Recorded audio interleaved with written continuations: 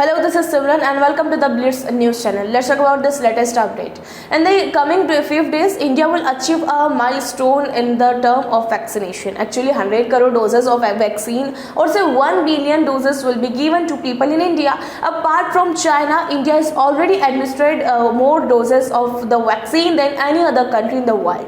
There was also a bottleneck in the supply of vaccine in India in the beginning. So achieving the target of 100 crore doses is a big achievement. It is worth noting here that during this period for 3 months, India also faced the deadly second wave of corona. The target of 100 crore doses will be completed in 275 days. This means that over a period of 10 months, 27 lakh doses were administered to people in India every day. There was also a change in the number of vaccine doses administered every day.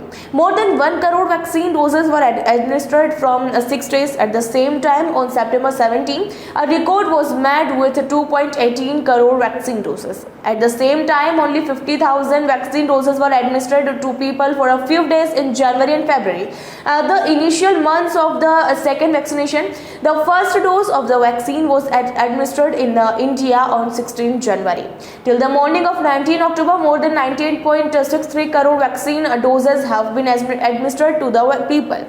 About 70 crore people have got the vaccine. At the same time, more than 28.64 crore people are fully vaccinated. This means that 74% or say 3 or 4 months of the adult population of the India has been given at least 1 doses of the vaccine, while 30% of the population has received both doses. During the ongoing vaccination in India, some figures have also come out through which India has been compared with the world in vaccination, which districts have the least vaccination.